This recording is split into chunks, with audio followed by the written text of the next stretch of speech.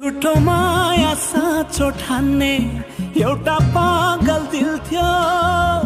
पागल दिललाई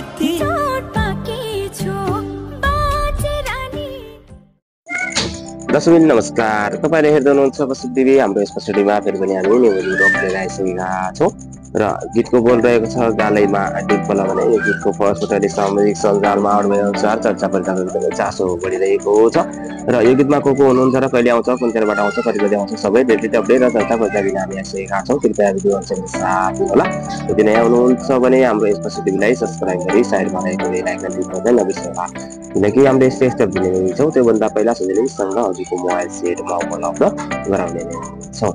र अब चर्चा परिचर्चा गर्न गइरहेका छौँ गालैमा डिम्पल बोलको सङ्घको भने।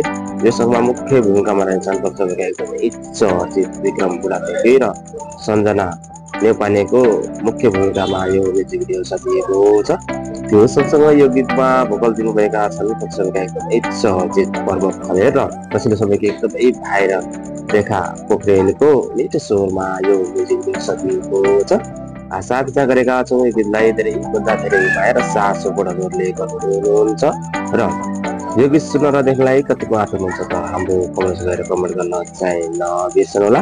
यो सँगसँगै यो गीतमा लिरिक्स चाहिँ सुनिल विशीले दिनुभएका छन् भने म्युजिक प्रशान्त सिंहको रहेको छ भने।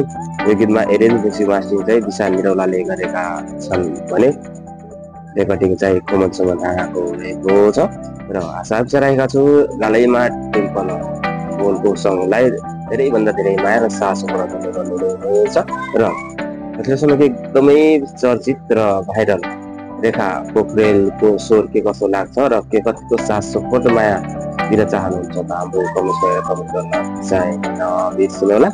र हामीले अपडेट पाएअनुसार यो गीत भोलि दिउँसो 3 बजे सुनिल विशीको अफिसियल युट्युब च्यानल मार्फत सार्वजनिक गर्ने पक्का भइसकेको छ।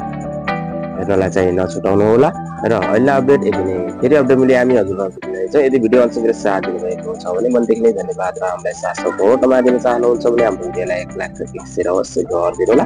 अहिले नै जय नेपाल, जय म्युजिक, जय पश्चिम टिभी।